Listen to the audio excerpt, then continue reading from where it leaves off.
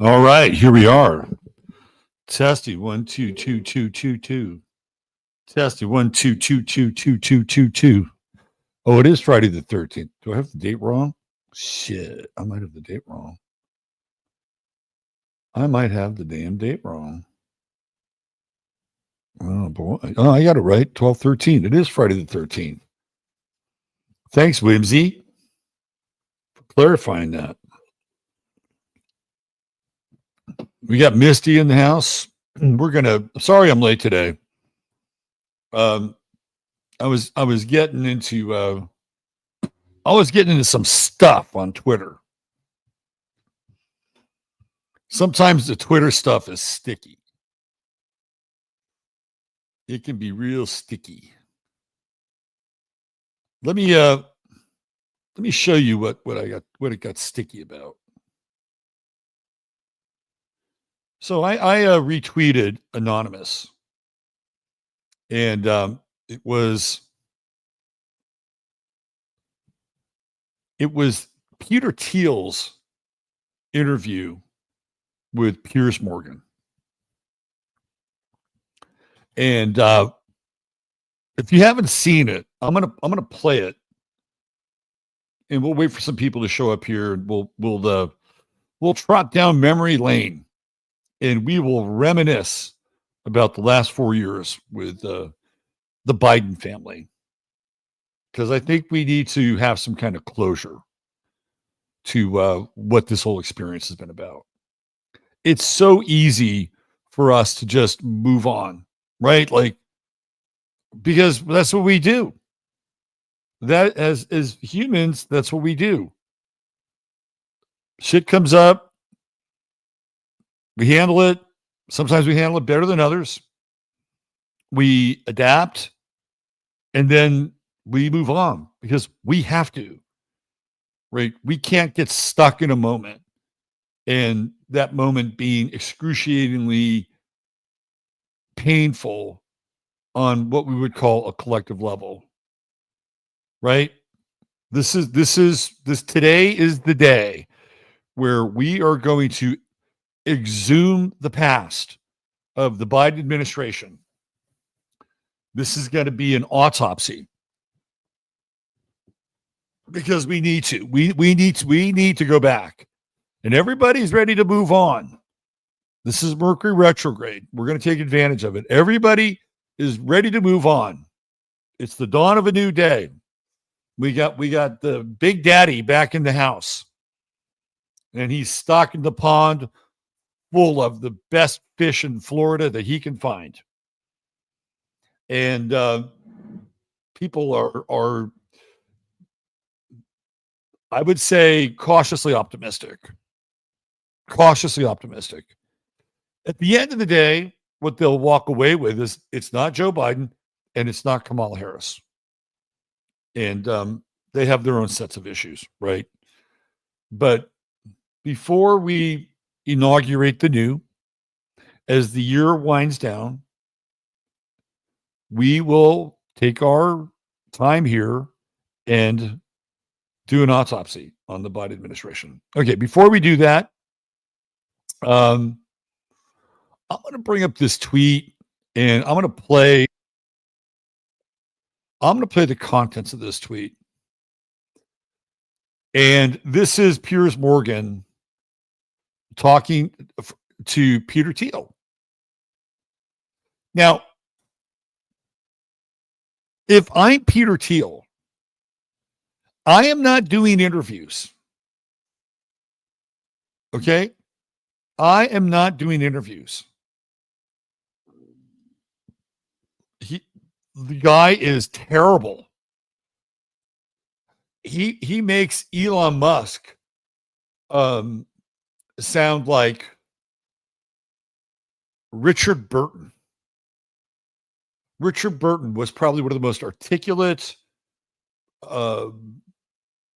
dramatic, intellectual, and mellifluous voices of the 20th century. You could listen to Richard Burton read the fucking telephone book, right? Peter Thiel makes Elon Musk sound like Richard Burton. And I don't know why he has to do interviews. Is it because his investors say you have to go out there and do it? Like the most interview-friendly show that he could ever do was Joe Rogan. And he came across as utterly painful. Like Joe Rogan is going to be, he's like, going on Joe Rogan is like playing softball at a picnic. That's what it's like. People are playing outfield with cans of beer next to them. The pitcher has got a can of beer next to him. Right? And the pitches are lobs. Peter Thiel on Joe Rogan is picnic softball. And he couldn't even come across as halfway human during Joe Rogan. And it's like, this is our real first glimpse behind the scenes of one of the most powerful people in Silicon Valley. Somebody who is not only engaged in the creation of culture-changing technology such as PayPal, which he was, but he's also deeply involved in life extension. Like Peter Thiel wants to live forever. He wants to be able to. He is like the guy in Alien, right? Like he is the engineer in Alien.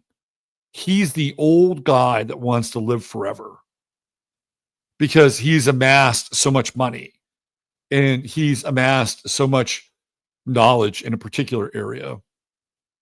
And so life extension is the eternal salvation for Peter Thiel. In some ways, I get it. We're in the physical realm and you master it. And you're like, fuck, I'm just getting started. Why should I stop now? Why should I have limitations placed on me by a faulty operating system of my body? Let's get into the operating system of the body. Let's hack it. I get it, right? But there's also a spiritual component, and there's things about limitations that teach us very profound lessons, even though we don't like them. And limitations is something that Peter Thiel should come to grips with, because he should not be doing interviews. So this is what I posted on Twitter. Okay, let me just go back to my original post. I don't think there's anything that wrong with it. Now, he was being asked a very tricky question. So I'll give him that. Right? I'll give him that it's a tricky question. And it's in response to Luigi Mangione. And how should Peter Thiel and people like Peter Thiel be more afraid of people like Luigi Mangione? So I'm going to play this for you. And this is why I was a bit late, because I got stuck in a couple of tar pits on Twitter. Here we go. And to those who think this shooter is a hero because he did it because he said this healthcare executive was presiding over a healthcare system which kills thousands of Americans by denying them cover, what would you say to them? I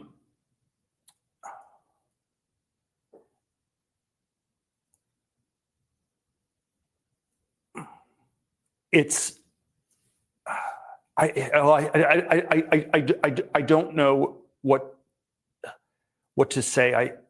I still think you should try to make an argument, and I think this is you should, there may be things wrong with our healthcare system, but you have to make an argument, and you have to try to find a way to convince people and change it by that. And this is not going to work.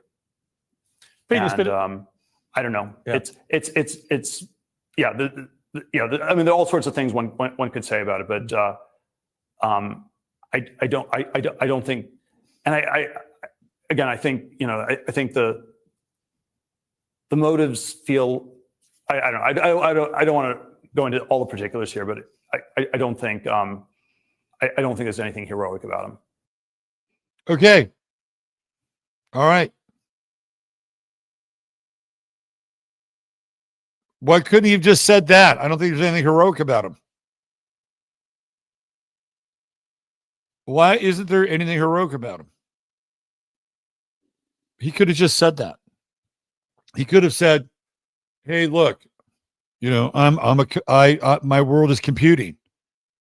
I model versions of reality. This is new data. This is new data that we have to deal with. And I think we're all crunching the new data. But I don't think he's a hero." Like, what is going on there? Right? Why is he sweating profusely? Why are those veins on the side of his head popping out? And is it because he's got so much data going through his brain that he can't just parse a simple sentence? So I got a lot of blowback for that tweet. A lot of blowback. And I love how people are just, they change the subject. Right? Let me just show you this. This is what happens with people when you actually use like logic, right? Let me just show you this, right? I'm going to show you this. This is what happens when you get into Twitter and you actually use logic. So I'm going to go back here.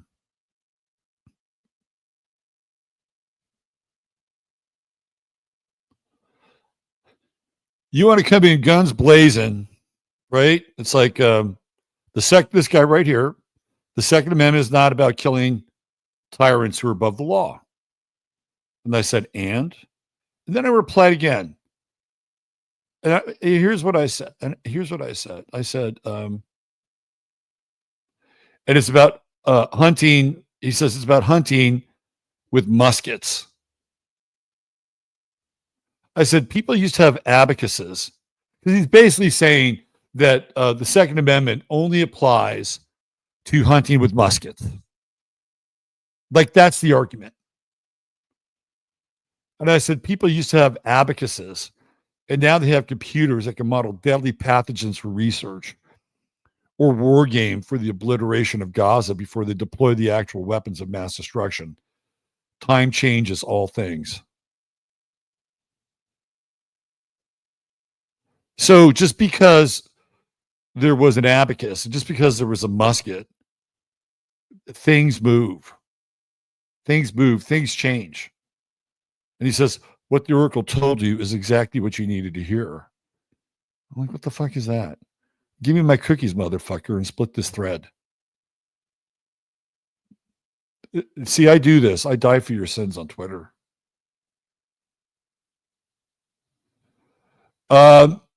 Luigi has a son, conjunct Mario. Hey, he doesn't have any impulse control. That's no impulse control. Right there. Where did Cato? Yeah, no impulse control. Right there. Politicians, bread and butter. Change the subject. Is that a request or is that a demand? And some people think that I have it out for Aquarians. I don't think I have it out for Aquarians. Or pretend to actually answer. Well, there you go. I like that. Yes, I like that. Hunting with muskets, I just can't. People have accused me for having it out for Aquarians. I don't think I have it out for Aquarians. Some people are just too sensitive. They're just too sensitive. So, you chose it as another opportunity to bash Aquarians. You don't know what bashing is. If you think that's bashing, that ain't bashing. All right. No, only Gemini and Capricorn. I love all signs. Look at Brandy. Thank you, Brandy. I love all signs. Come on. Every sign has its little quirks and innuendos. Elon Musk. I like that. Look at that. Neil Smith. Where'd it go? Elon Musk is like an abacus. I love that, Neil. Janice checking in with some Aquarians. Aquarians are odd. I've been married to one for almost 30 years, and I'm Aquarius rising, and we do our own thing. No matter how long you know or with an Aquarius, you never know them. You never know them. I might need a 12-step Twitter program. It's funny. I was talking to a guy today about 12 steps. He's actually in AA. And I got into the language of AA. And the language in AA is like the whole idea of recovery. Like recovery. Like just think of the term recovery. So what do you do when you like want covers? You cover something. Right? And then like you want to get out of bed, and what do? Well, you get back into bed, you recover. Like I just don't know if that's the best word for like this idea. Like, oh, I'm in like because you're like recovering something. Do you know what I mean?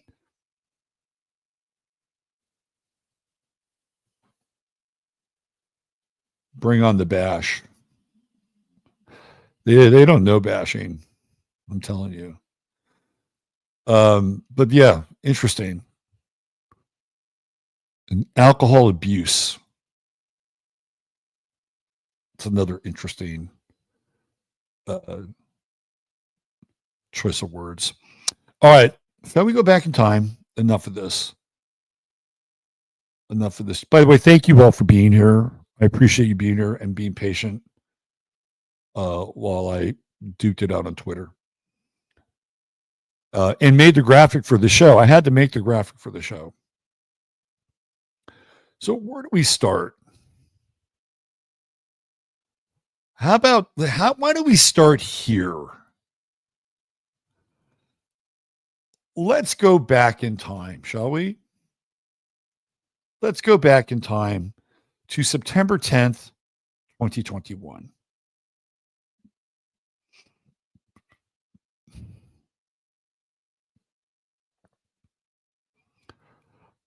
This is from Reuters. Oh, this is actually, September 10th, 2021. Attacking anti-vaccine movement. Biden mandates widespread COVID shots and tests. He mandated them. Now, Trump might have been the vax daddy, but he didn't mandate anything. He said, let the governors get their hands dirty. President Joe Biden took aim on Thursday at vaccine resistance in America, announcing policies requiring most federal employees to get COVID-19 vaccinations and pushing large employers to have their workers inoculated or tested weekly.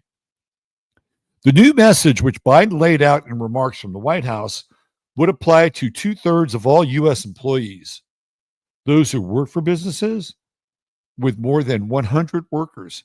We've been patient, Biden told tens of millions of Americans who've declined to get the coronavirus shots, but our patience is wearing thin. Our patience is wearing thin. Your refusal has cost all of us. Taken together with the policies and speech represented, Biden's most aggressive steps yet to prod Americans resistant to getting shots as the fast-spreading Delta variant sparks a new wave of sickness and death. Remember the Delta variant. When was the last time you used Delta variant in a sentence? Probably about 3 years ago. This surge has posed increased risk not just to the country, but to a president who ran on promises to get control of the pandemic. Biden's approval ratings have sagged since he said in July the United States was closer than ever to declaring our independence from a deadly virus. Biden's latest moves are expected to be the subject of political and legal challenges. Yeah. And guess what? He lost. It went all the way to the Supreme Court and lost. That's how far it had to go. Courts ruled on it, other courts overturned it, and then we're playing hot potato with vaccines and mandates. And the Supreme Court said, no, you can't. And even then, they weren't satisfied.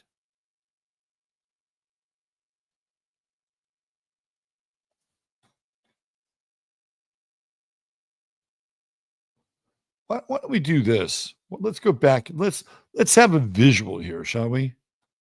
Let's have a visual.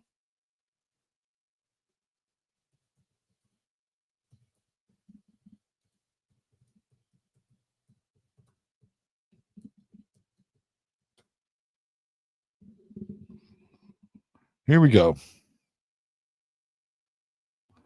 Who remembers this? Let's just refresh our memory just a little bit here. Interesting choice of masks. Black and blue.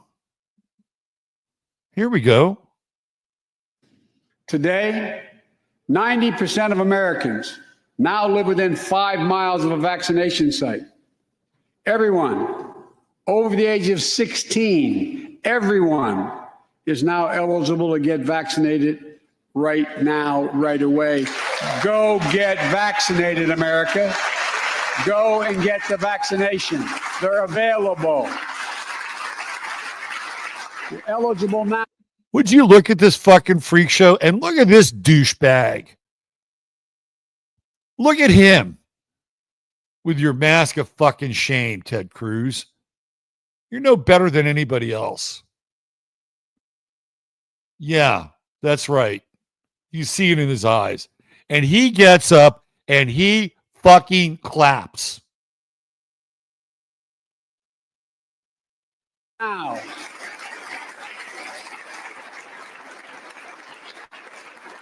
When I was sworn in on January 20th, less than 1% of the seniors in America are fully vaccinated against COVID-19. 100 days later, 70% of seniors in America over 65 are protected, fully protected. Senior deaths from COVID-19 are down 80% since January. Okay, come on now. We all know that's a fucking lie. Where do they get their numbers from? Those senior deaths are down from COVID because they were lying from the jump. If somebody in an elder care facility or a hospital died of something else, they just marked it COVID. Remember that? Remember that little scam? Just mark them all COVID, get $40,000 so you could boost the COVID numbers? No, it's not because the vaccine worked. It's because they changed the designation of death, Joe. They were selling us this bullshit every fucking day, right? This is gaslighting. And we're now just supposed to move on from this, right? Like this never happened. Do you remember what your life was like in 2021? Do you remember the stress, the strife, the drama, the angst, thinking I need to either leave my job or get a jab? And all the pressure that came at you from your employer, your family, your friends, like they all had needles, metaphoric needles, just waiting and ready to jab into you. I swear to God, if some of these people had a needle and they could get you at sleep at night, they would have hit you up with it. It would have happened. That's how programmed people were by this fear. And these people were responsible for driving the program. And we're just going to move on now. This is why I'm doing this today, to remind you that these clowns, these actors, these traitors were psychologically manipulating and forcing people to comply. And we had to put up with this bullshit. Down 80% because of all of you. And more than half of all the adults in America have gotten at least one shot. A mass vaccination center in Glendale, Arizona. I asked the nurse, I said, "What's it like?" She looked at me and she said, "It's like every shot is giving a dose of hope." Is her phrase, a dose of hope. A dose of hope. A dose of hope. That sounds like an Obama speechwriter. A dose of hope. Really? How's that working out now? How's that working out now? It was really more like a dose of nope. That's what it was. A big dose of nope. Glendale, Arizona. It's like a dose of hope. A dose of hope for an educator in Florida who has a child suffering from an autoimmune disease. Wrote to me, said she's worried, and she was worried about bringing the virus home. She said she then got vaccinated at a large site in her car. She said she sat in her car when she got vaccinated and just cried. Yeah, I'd fucking cry too, having to get a vaccination. This is just so manipulative. It's so manipulative. So what does our minds do? Let's say you're not one of us, because not everybody's one of us. Somebody out there is buying this bullshit when he's saying it, and then their minds thinking, "Oh my God, I can see that poor woman. She's waiting in line, and she's wondering, will they still have enough shots by the time I get up there? Will they run out by the time they get up there? Because I can't go home. I can't go home and spread this deadly virus to my immunocompromised child. I'm so anxious. I'm so nervous. If I don't do it, I'll be a failure as a mother." And then she gets the shot, and then the tears come out of her. Relief. She's done the right thing. Now she can go home and shed that shit on her immunocompromised daughter, if indeed the story's real. Cried out of joy and cried out of relief. Parents, seeing the smiles on their kids' faces for those who are able to go back to school because the teachers and school bus drivers and cafeteria workers have been vaccinated. And they go back to school where they can be educated about gender. Yeah, we can send them back to school where they can learn all about being transgendered. They're so happy. They got smiles on their faces. Thanks, Mom. Thanks, Dad. Can I have a vagina, please? Can I get a vagina for my birthday? Well, son, you have something else. I know, but I've heard so many great things about having a vagina at school. Honey, maybe he's not really a boy. What do you mean he's not really a boy? Maybe he's really a woman. What are you talking about? Well, there are multiple varieties of sexes. I've been learning about this. What are you talking about? They were talking about it on The View the other day. Oh, yeah, you're going to send your kid back to school for that shit, which was also happening during the Biden administration. Smiles on faces all around. Grandparents hugging their children and grandchildren instead of pressing hands against a window to say goodbye.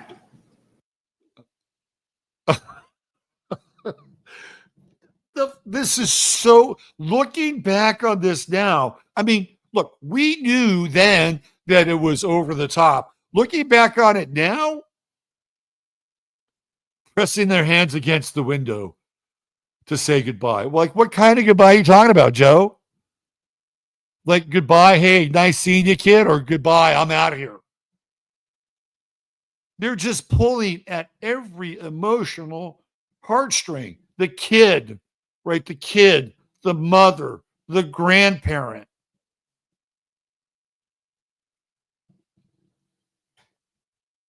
It means everything.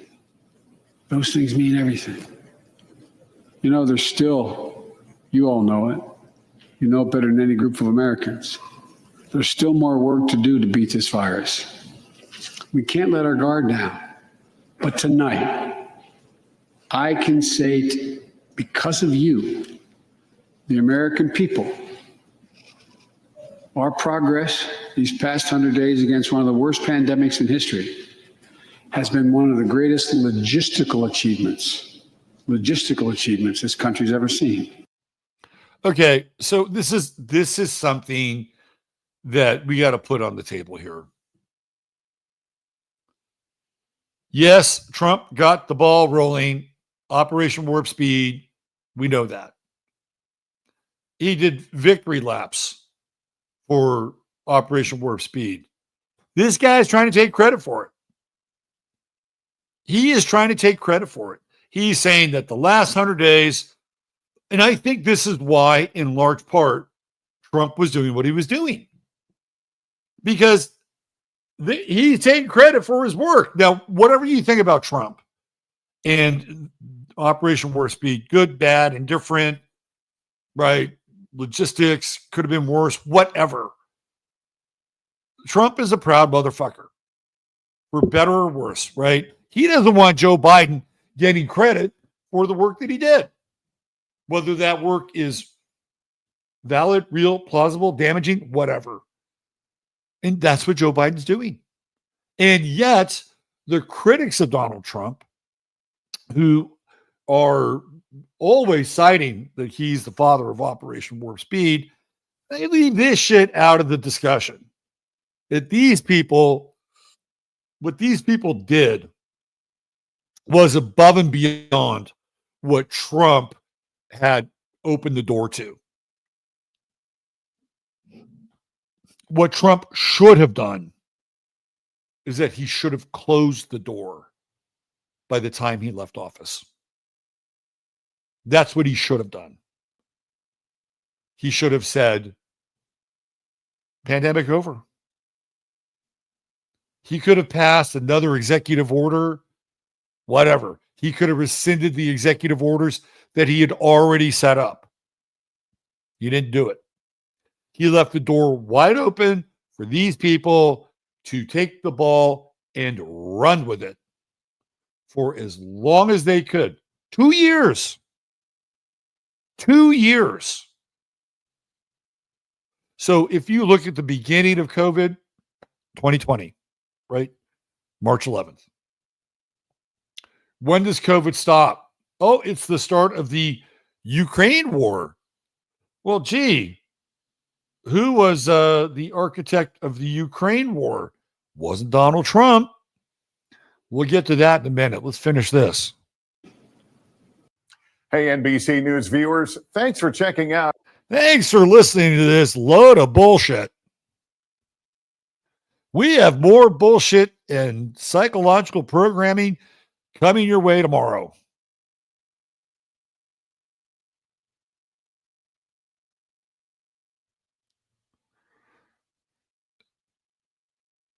Here, let's get another dose of what I'm talking about here. Oops.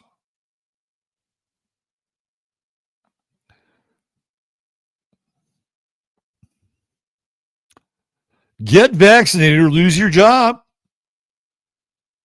President Biden's unconstitutional mandate. Now we're to November, right? November 2nd, 2021. September 9th. It's interesting because this is all very much in line with astrology. It's September is the month of Virgo. Health. Mercury. Gee, I wonder what's in some of those vaccines. Biden issued an executive order requiring all federal employees and contractors to be fully. This is the same thing.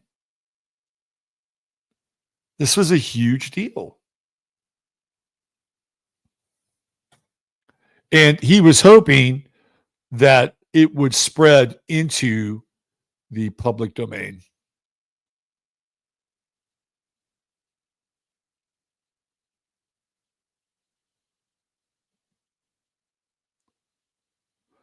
So here we go. This is the media playing right along with Joe Biden. These are the accomplices. The Boston Review, in praise of one size fits all.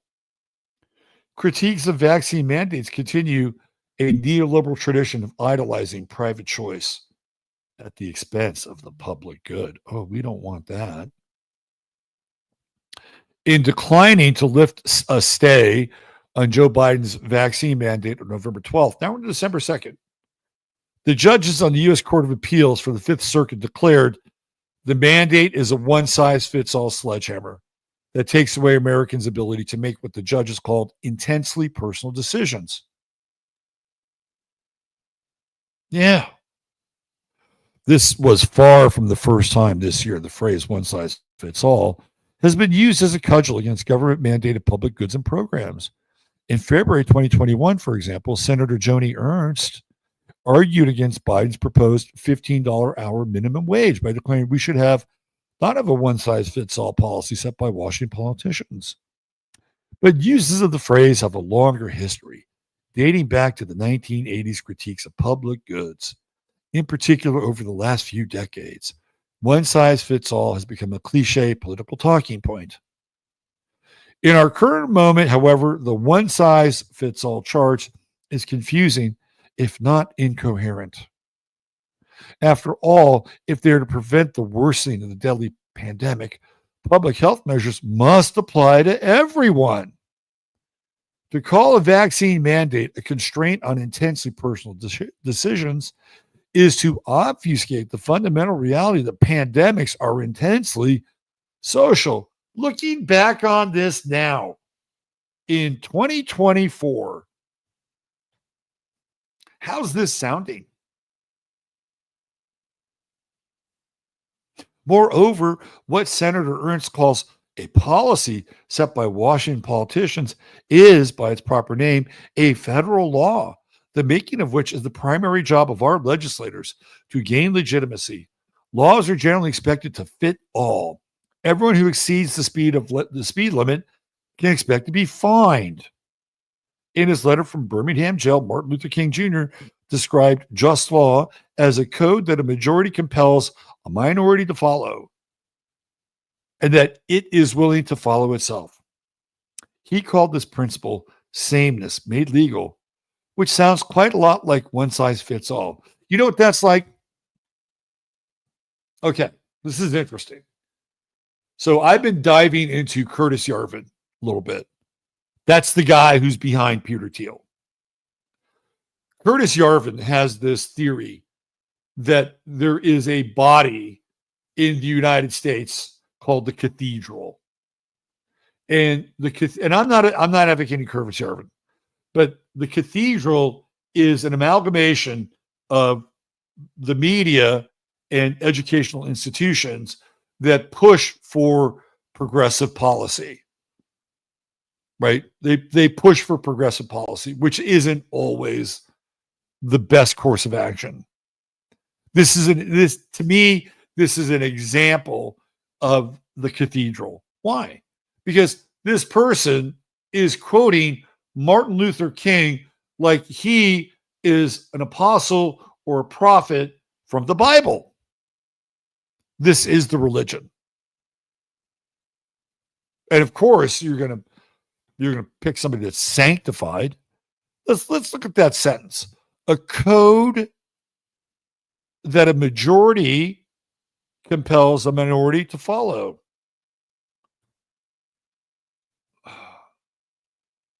That's fucking ridiculous. Just because it's a majority doesn't make it smart, right, or good. You can have a room full of idiots. You can have a room full of 500 idiots and 10 people with common sense, logic, and the ability to demonstrate practical application. And 500 of those people are the majority, and they pass absolutely stupid, fucking ridiculous code that now the 10% are supposed to be compelled to follow. It's ridiculous. The whole idea that the majority can work through an educated and enlightened process to come to a conclusion that represents the majority at an informed level is impossible. It's impossible. What happens if we flip that pyramid upside down? What happens if the majority says, we don't want to get the vaccination? The writer here is living in a fucking dream world. He's living in a false reality. Because I'm betting the majority of the people did not want to get vaccinated. And if they did, they probably got one, like Jimmy Dore, and it started fucking with their immune system like, hey, I'm good. I'm good. I don't believe the numbers around just about anything, particularly around COVID. So the majority might have not wanted to be vaccinated. And so if that was true, like based on Martin Luther King's code, then the minority should be willing to follow that. But this writer supporting Biden and the mandate he's all for the sledgehammer. He's not alone, right? So it's not just Biden and the policy that we're looking back on. We're looking at all the enablers, right? All the people that were pushing it. And if you're somebody who's a liberal, right? You're a liberal and you're progressive, and you read the words of wisdom of Lawrence B. Glickman, guess what?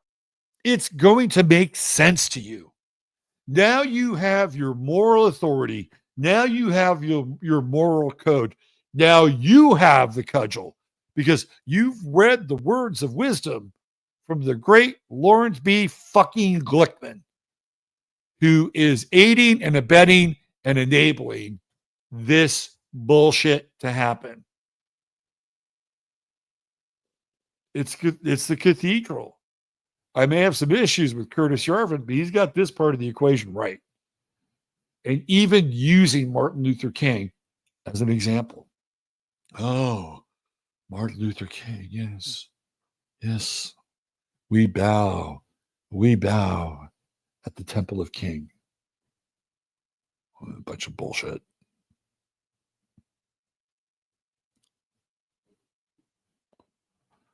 Hey, we keep going here. You know why? What was that? December 21st, December 2nd. Man, there is a full court press going on in the winter. A big time full court press. Here we go. Biden slams COVID-19 vaccine lies.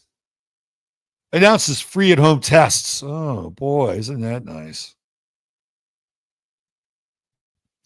President Joe Biden argued that COVID-19 vaccine doubters stop peddling lies on TV and online as the nation grapples with a rising number of cases due to the Omicron. Look, let's go back in time again. Delta variant, Omicron. Do you know what those were? Those were people who had been vaccinated. They were vaccinated. And now they are showing new versions of the COVID variant. Why? Because those vaccines theoretically are going to interact differently with different people, different blood types, different phenotypes, and you may have a certain cross-section of the vaccinated public, right, who all of a sudden show very similar markers. Oh, we got a Delta variant. Oh, we got an Omicron variant. Remember all those variants? We were just going to go all the way through to the Zeta fucking variant. That's where it was going. Look, the unvaccinated are responsible for their own choices, the president said in an afternoon address from the White House. But those choices have been fueled by dangerous misinformation on cable TV and social media. How many cable TV outlets were anti-vax? I don't even think Fox News was anti-vax. Like Fox News was in on it. Like, where on cable TV would you find that? Now, maybe social media. But come on, if you're going to tar and feather, at least get your fucking facts straight. You know these companies and personalities are making money by peddling lies and allowing misinformation that can kill their own customers and their own supporters. He said, it's wrong. It's immoral. I call on the purveyors of these lies and misinformation to stop it. Stop it now. You know what he sounds like? He sounds like an exorcist, right? It's like he's calling on Jesus. He's calling on the Holy Spirit. I'll read this again. I'll do it with a little dramatic. A call on the purveyors of these lies and misinformation to stop it. Stop it now. Hey, like that's what he's trying to get across. And we had to put up with this bullshit. And now it's just time to move on. White House Press Secretary Jan Psaki. Oh, geez, how about this before we go? The kits. They had these kits. Who got the kit delivered to their home? I didn't. I kind of, I feel kind of bad. I didn't get a kit.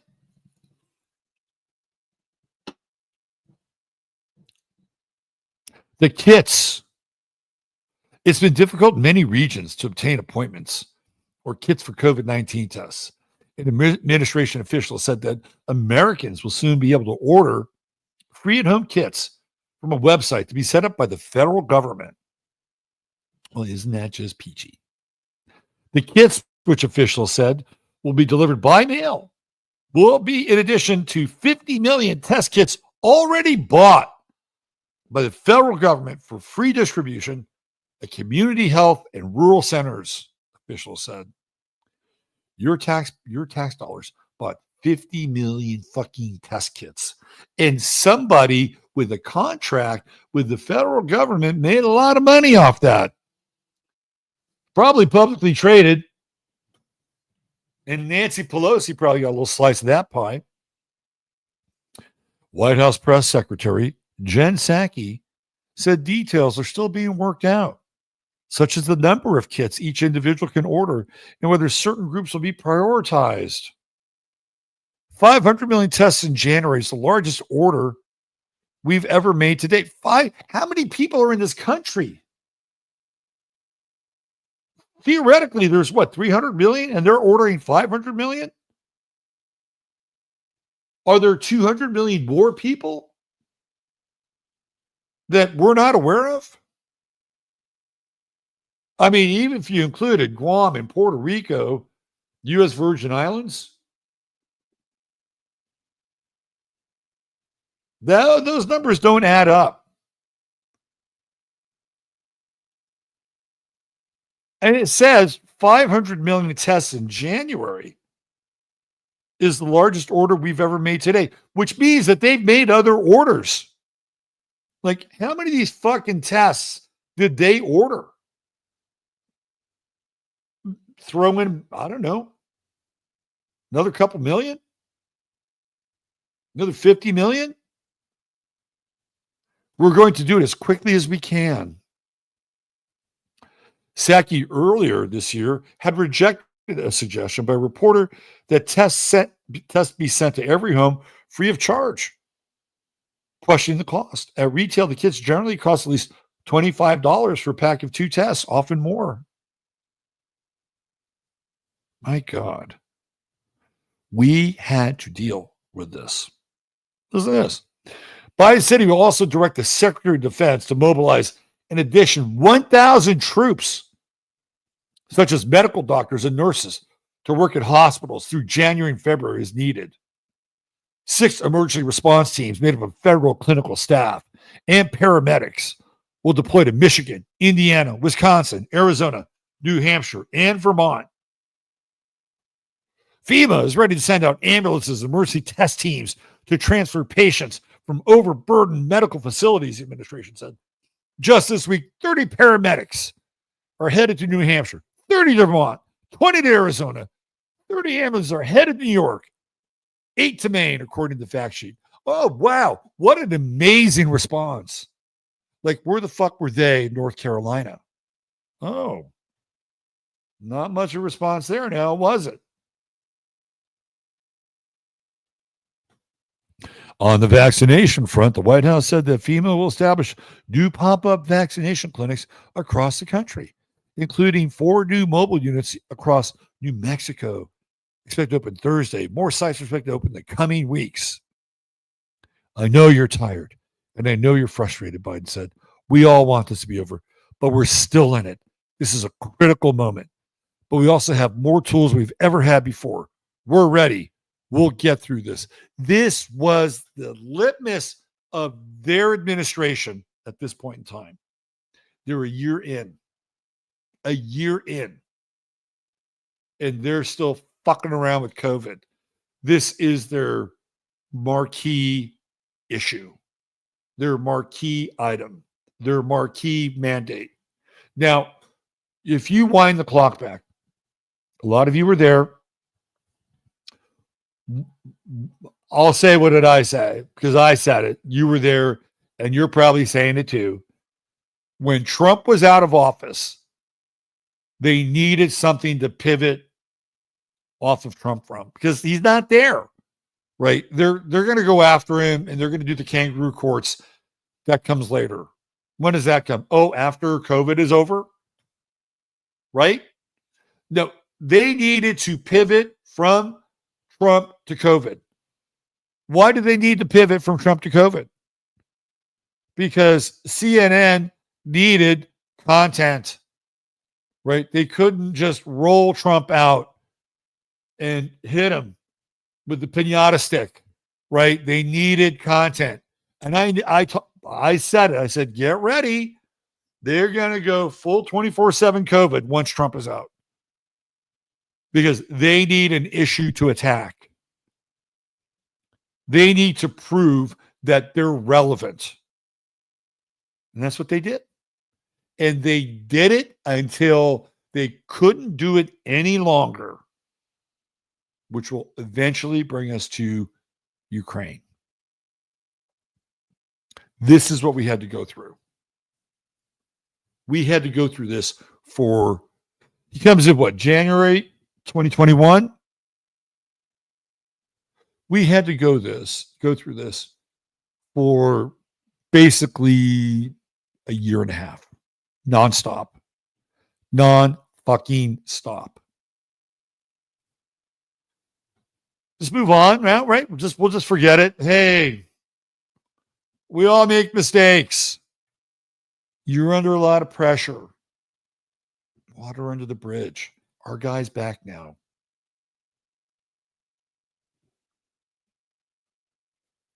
Right.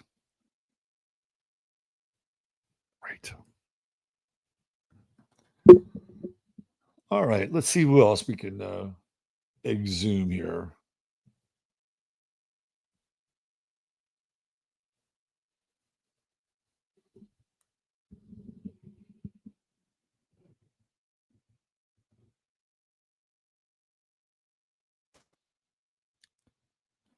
This is a blast from the past. One of the great hits of the Biden administration. Who can forget doing the circle back? Thank you for joining us. I often note I'm going to circle back. I hate to disappoint conservative Twitter, but I'm going to circle back on a number of things, as we often do directly. I'll circle back, circle back. I hate to disappoint you. Circle back, circle back. That's an excellent question. Circle back, circle back. I hate to disappoint you, but we will venture to circle back with all of you. Think cocaine or not? What do you think? This is such a good question. I have not had the opportunity to dig into that. I'll circle back. It was a massive dump. To this day, everyone's trying to figure out where did it come from. I'm not aware of anything, but we'll circle back. This uncircumcised Philistine, who does he think he is? As a mom myself, I want to know all the details. I have to circle back. Come on, man. You know what I mean? I will venture to get you an answer on that, and maybe we can talk about it, and you'll circle back. I will have to circle back on that one. Circle back.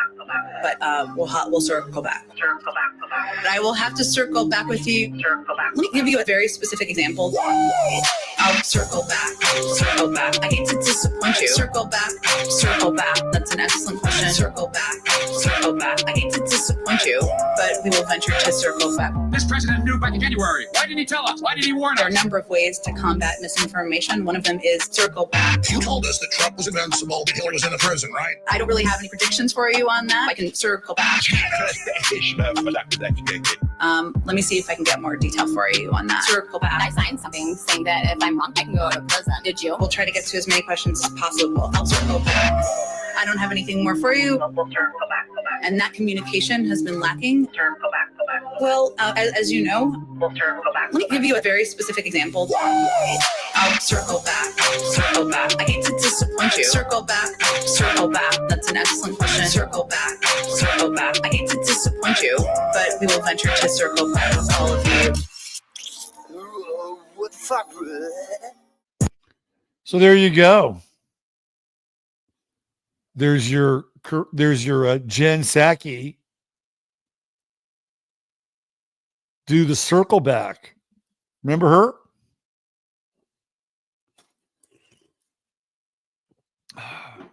Well, we can't really talk about Jan Psaki, Peppermint Patty, without talking about her replacement, Karine Jean-Pierre. Yeah. Karine Jean-Pierre. Here we go. Let's remember some Karine Jean-Pierre. Now, I'm not going to play the whole thing, but there are plenty of Karine Jean-Pierre highlights. This is Karine Jean-Pierre versus Peter Doocy. Here we go.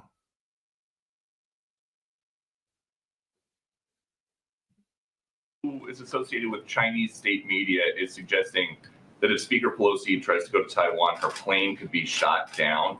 Does the president have a response to that? You know, I've been asked about, I know you're asking specifically about the rhetoric that we're hearing from China, but as it relates to the speaker's travels, it's something that we're just not going to speak to right now. That's a hypothetical. We're just not going to speak on her schedule. As we have said multiple times, we give advice and guidance to any members of Congress where they travel, to the region they travel, whether an advice on geopolitical situation in the region or in the country, and any national security issues that may arise. But again, I'm not going to speak to a hypothetical. Okay, and on another subject, why is the Biden administration building a border wall in Arizona? So we're not finishing the wall. We are cleaning up the mess the prior administration left behind in their failed attempt to build a wall. And I just want to be very, very clear here. On day one, we returned the money. The $8 billion the prior administration took from our military, we gave that back to the military for military families, for schools, for bases. That's what that money was being used. That's what it was taken away from. And so again, what we're doing is cleaning up the mess that the prior administration has done. But President Biden, when he was a candidate, said there will not be another foot of wall constructed in my administration. Yeah. So what changed? We are not finishing the wall. If walls work in that part of Arizona, is this the administration trying to get migrants to cross somewhere else, like in Texas? What is the plan? We are not finishing a wall. We are cleaning up the mess that the prior administration made. We are trying to save lives. This is what the prior administration left behind that we are now cleaning up. By finishing the wall, is this? We are not finishing the wall. By filling in, finishing? We are not finishing the wall. By filling in, is this racist? Because in 2019, when the former guy was proposing a wall, you said that it was his racist wall. So how is this any different? I'm just having a hard time understanding how this is any different. I'm not even sure how you get to your first question to this question that you just asked me. I will say this: a border wall. I'm answering your question. A border wall is ineffective use of taxpayer dollars. So it's ineffective of taxpayer dollars that actually went to the military. That the last administration, the prior president. All right, I got to stop it right the military. there. Like, building a wall is an ineffective use of taxpayers' dollars. Really? Really? Because those taxpayers' dollars can go out and buy 500 million COVID kits, many of which never went to any place, anybody, anywhere. Right? And this goes on. They go back and forth. Right? This is one of the highlights of the Biden administration. It's Ducey versus Karine Jean-Pierre. President Biden just worried about hurting Xi's feelings? So you're saying because they said that, then we're not jazzed? Yeah, absolutely.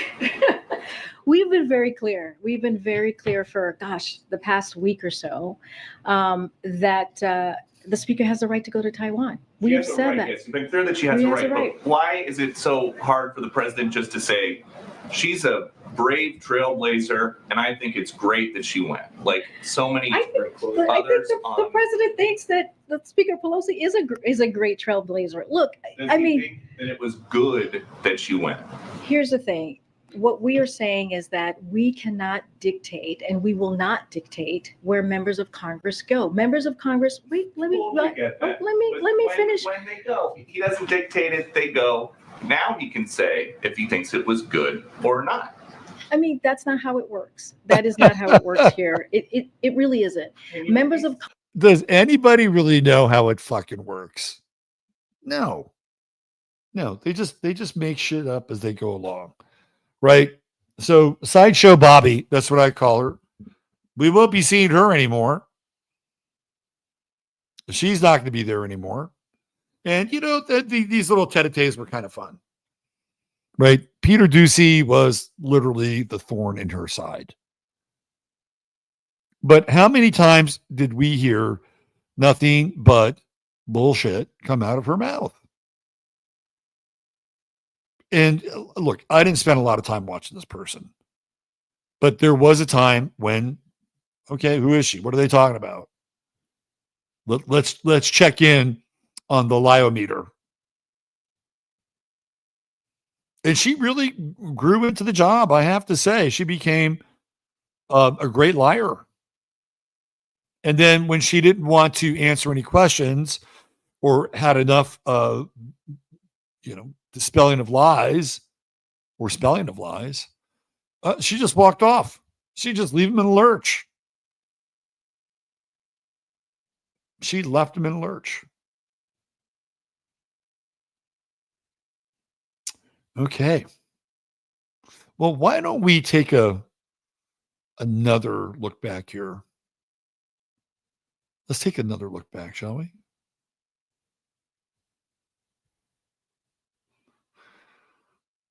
Let's take a look at the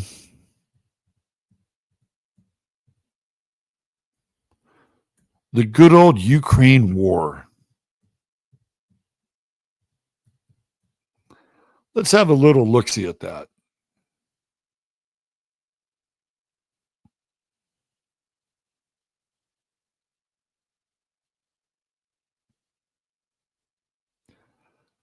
First of all, why don't we look at the gaffe of Joe Biden mistakenly calling Zelensky Putin.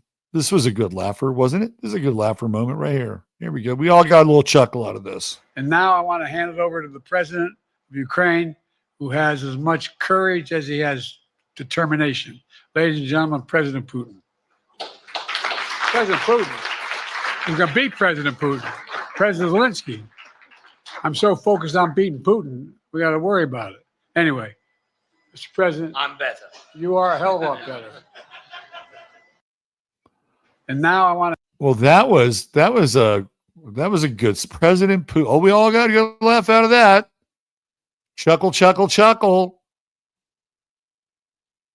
Chuckle, chuckle, chuckle. Ha ha ha. He's so senile. Can you believe that? Ha ha ha ha.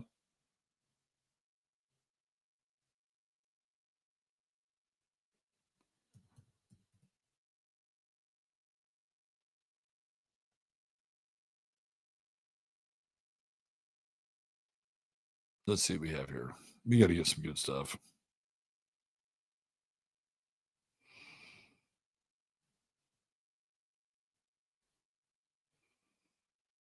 Let's see what we have here.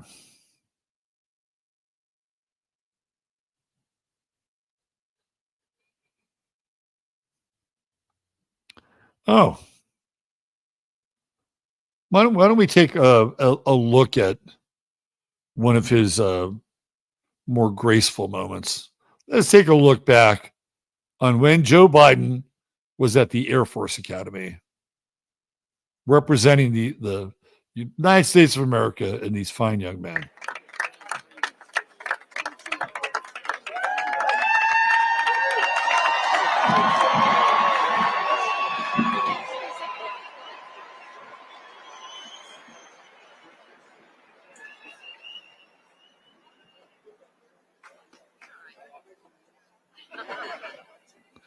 You know what? That is worth a repeat in slow motion. Let's watch that again. Let's go back to the videotape. Let's go back to the videotape. Here we go.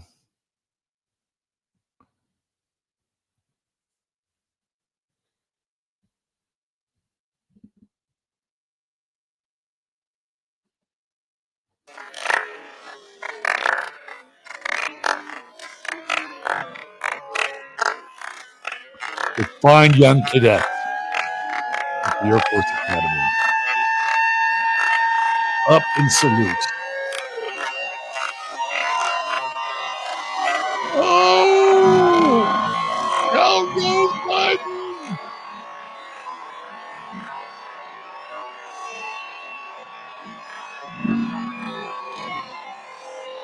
Didn't that just make you feel great about the leadership of this country?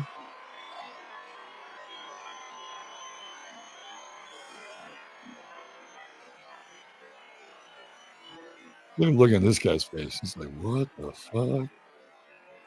This guy's kind of smiling. He thinks it's funny. What's he doing pointing back down? What is he pointing at? Oh, it's the steps. It was the tile monster.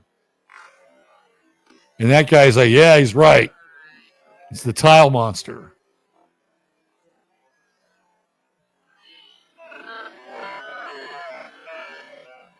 He's smiling. No, look at that. Look at that. He took a fall.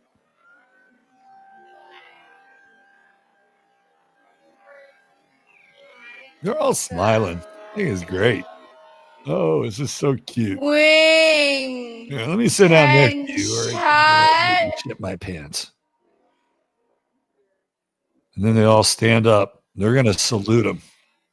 Mr. Look at this. Boy, that was a heroic act. Thank you That was such a heroic act. joining us today. Wow. Let's watch this. Let's watch some more Gaffes. You gotta inject a little bit of humor. There we go.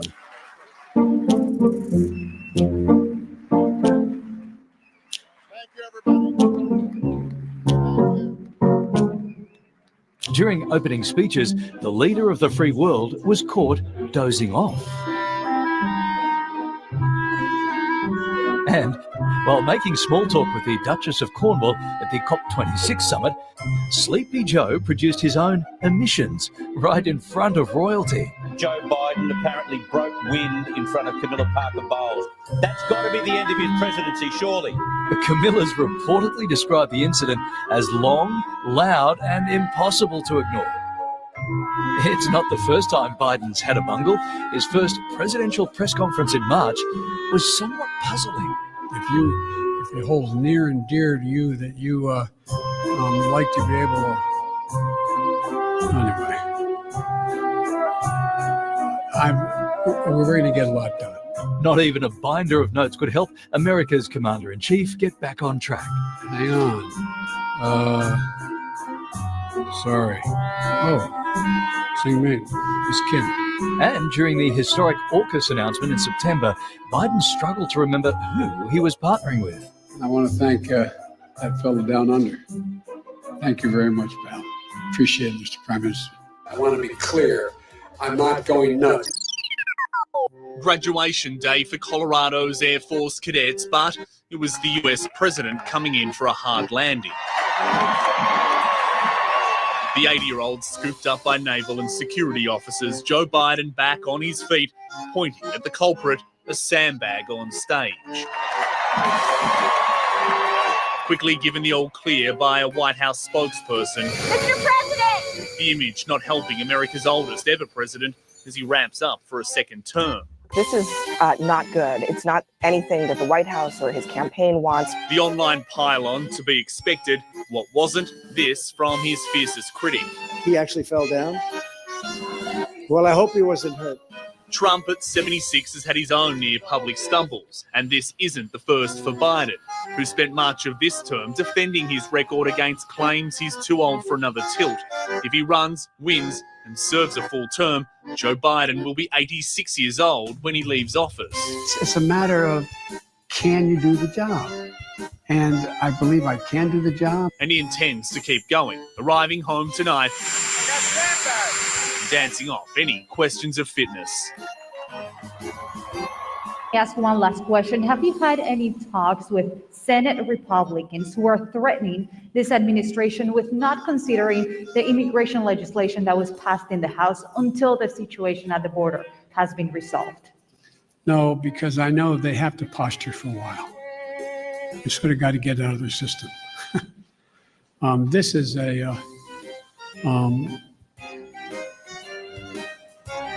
but I'm ready to work with any Republican who wants to help solve the problem or make the situation better. But folks, I'm going. Thank you very, very much. I appreciate it. Thank you.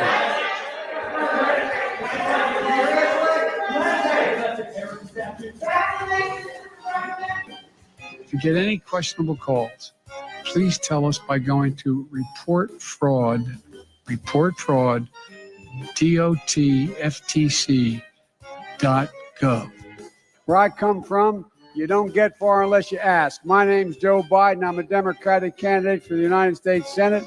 Look me over. If you like what you see, help out. If not, vote for the other guy. Give me a look, though, okay? If you could do anything at all, Joe, what would you do? I said I'd cure cancer. They looked at me like, why cancer? Because no one thinks we can. That's why, and we can. It ended cancer as we know it. This is a historical moment for Brazil and for the U.S.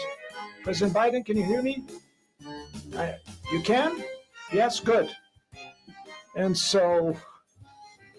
It's a good question. Number one, I was a Democratic caucus. You ever been to a caucus? No, you haven't. You're a lying dog-faced pony soldier. You said you were, but you're now you got to be honest. I'm going to be honest with you. You know, the rapidly rising I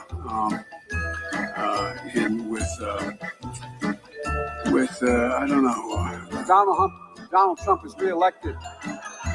Freudian slip. Thank you, guys. Will you take questions on inflation then?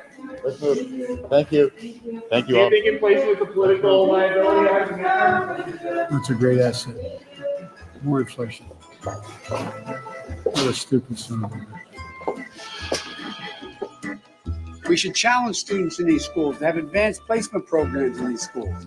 We have this notion that somehow if you're poor, you cannot do it. Poor kids are just as bright and just as talented as white kids. Wealthy kids, black kids, Asian kids. No, I really mean it, but think how we think about it. Their own rules. Unchain Wall Street. They're going to put you all back in chains. $1.9 trillion relief so far. They're going to be getting checks in the mail that are consequential this week for childcare. I wrote the bill on the environment. Why would I not be for it? America is a nation that can be defined in a single word.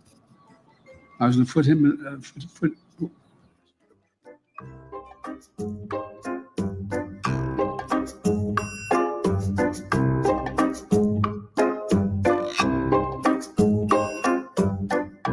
It's an honor to be here to welcome Prime Minister Albanese and Prime Minister Sunak. Mr. President. Thank you, Boris. And I want to thank that fellow down under. Thank you very much, pal. Appreciate it, Mr. Prime Minister. Mr. President, thank you. Thank you. Thank you very I much. appreciate It's great to have you. Thank you. Thank you. Don't go anywhere. It's a very exciting day around here. We'll have reaction and analysis to everything we just heard. Let's look at America now. Donald Trump has launched a fresh attack on Joe Biden overnight. He's questioned the Democratic candidate's fitness for office after he appeared to forget the president's name during a virtual campaign event. What kind of country we're going to be? 4 more years of Georgia.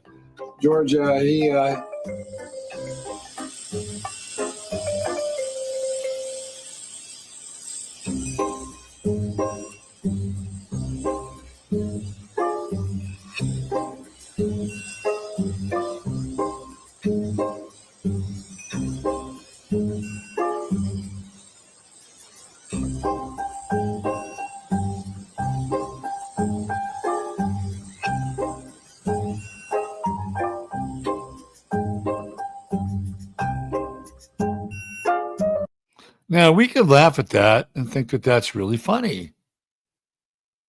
And sometimes it was funny, and we had to chuckle because it was so absurd. And in a lot of ways quite dark. That was the president of the United States for 4 fucking years. He was a stumbling, bumbling, mumbling fool.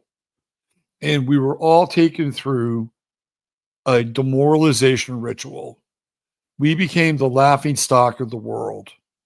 It was all intentional. We had to sit, it's kind of like we had to sit in our own shit for 4 years. As a country, not as individuals, because we clean ourselves off and take a shower, whatever, right? Like, but that's what the country was doing. Sitting in our own shit, just like Joe Biden would sit in his own shit. We were forced to do it as well. And people around the world were laughing at this country. It was a humiliation ritual. And it allowed the people behind the scenes to do things that were very serious. While we had kind of the less interesting version of Chauncey Gardner in being there. This is what Biden really was. We can't forget Jill and all of Jill's wonderful moments. In some point, it kind of felt like Jill was the president. And of course, her work husband. And let's not forget about Hunter and how Hunter cleaned up his act and started acting like a respectable son to Joe Biden, even being allowed into the White House. Like, this all happened in the last 4 years.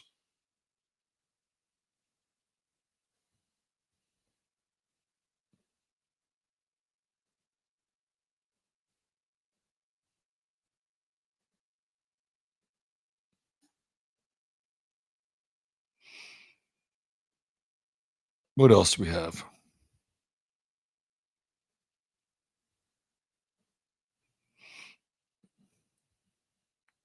We have Afghanistan. Remember Afghanistan? You remember when we pulled out of Afghanistan and basically left people behind?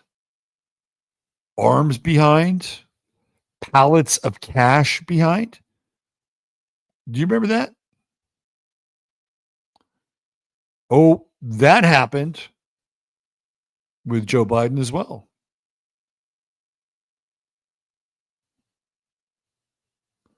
Let's listen to him justifying the absolute disaster and travesty of the Afghanistan pullout. Here we go.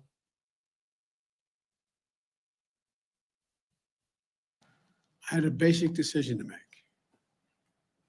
I either withdraw America from a 20-year war that, depending on whose analysis you accept, cost us $150 million a day for 20 years or $300 million a day for 20 years.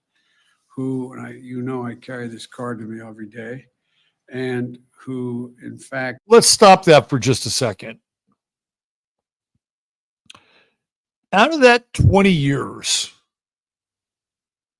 Joe Biden was vice president for 8 of them.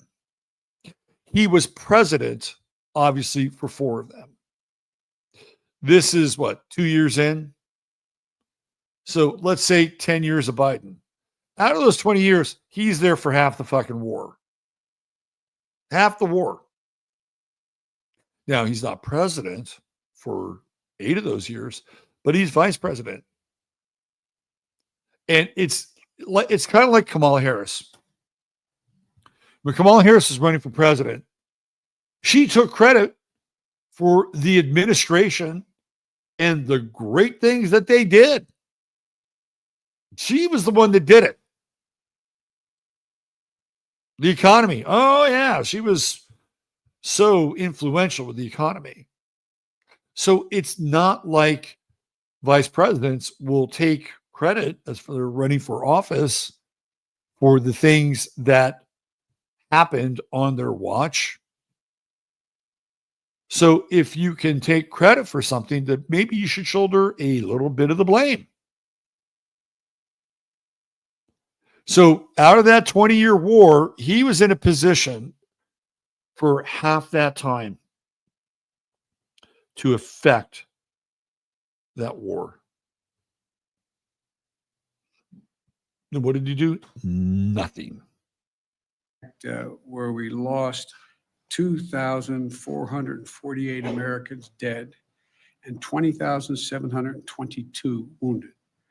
Either increase the number of forces we keep there and keep that going, or I end the war. And I decided to end the war.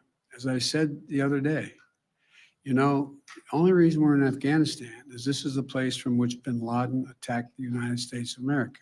Now, we all know that's a bunch of horse shit. The reason you were in Afghanistan, or we were in Afghanistan, was something called opium. Opium. And whatever other kinds of reserves Afghanistan might have. But opium was the main driver. We had soldiers protecting the opium fields. I'm sure you've seen the pictures. They grow poppies, opium poppies, in Afghanistan. Well, guess what happened? There was this thing called OxyContin. OxyContin began to replace opium. And then guess what else came along? Fentanyl. They actually give people fentanyl for pain, low-dose fentanyl for pain. This is what they would do with opium, right? Codeine. Codeine comes from what? Morphine. Morphine comes from what? Opium. So once they were able to recreate opium without having to recreate opium, well, guess what? We didn't need those opium fields anymore. That's just part of it, but it's a big part of it. They were just no longer cost effective. Now, one could say that pulling out, you had to pull out at some point, and when is a reasonable time to pull out, and how do you do it? I don't think it's ever graceful or easy, but they could have done this much sooner. In fact, Trump could have done it. In fact, he was planning on doing it. And why didn't Obama do it? He had 8 years. Obama had 8 years to stop Bush's wars that had taken the previous 8 years of our lives. He didn't do shit. In fact, he increased the bombing. Now, people will say that Trump, droned and bombed more than Obama. I don't buy that. I've looked at the details. I've looked at the facts and figures, and they're parsed 6 ways a Sunday. You could read that data any way you want. But this, again, was another embarrassment. It was admitting defeat. Now, were we ever going to win a war in Afghanistan? No, that's not why we were there. We were not there to win the war. We were not there to keep the Taliban away from the main population centers and protect the people in Afghanistan. That's not why we're there. We were there primarily for opium. But again, it's another demoralizing moment. We'll watch the end of this. We'll let this play out. Had this been in another Middle Eastern country where he could have easily have moved from, we would have never gone to Afghanistan. So the question is, when is the right time? And the whole thing with Osama bin Laden was bullshit anyway. I mean, more lies, more gaslighting, more psychological fuck you on the American people. Time to leave. Where are our national interests? Where do they lie? And the idea that we are in a situation where we can not recognize that terrorism has metastasized around the world and the need for us to focus on other. Boy, pretty lucid moment there for Biden. Parts of the world which create an even greater danger of an Al-Qaeda-like operation beginning can't be ignored. And we are, as you well know, because you follow this, we are a number of places where we're doing that without permanent basing American forces there. So I think when this is over, the American people have a clear understanding of what I did, why we did it. And but look, that's the job. That's the job, man. That's the job. It's a difficult job, but somebody's got to do it. Somebody's got to do it.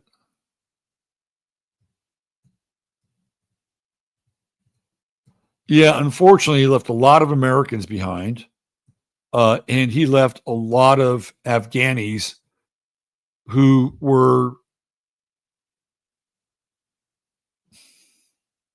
put at risk.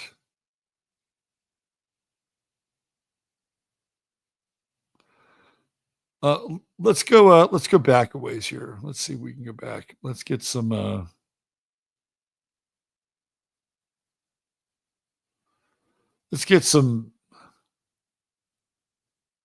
prime Biden on Ukraine. Again, more propaganda, more bullshit to sell us. Here we go. Let's get some Ukraine psychological operation language. Good afternoon.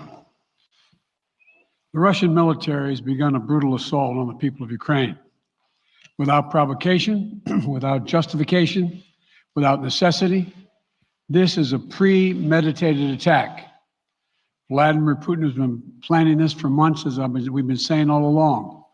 He moved more than 175,000. Okay, I can't keep my eyes off the woman doing the signing. Like, she is punctuating the emotion. This is a trip. All right. See if you can watch both. Listen to one and watch the other. Troops, military equipment and positions along the Ukrainian border. He moved blood supplies into position and built a field hospital, which tells you all you need to know about his intentions all along. He rejected every good faith effort the United States and our allies and partners made to address our mutual security concerns through dialogue to avoid needless conflict and avert human suffering. For weeks, we have been warning that this would happen. And now it's unfolding largely as we predicted. In the past week, we've seen shelling increase in the Donbass, a region in eastern Ukraine controlled by Russian-backed separatists.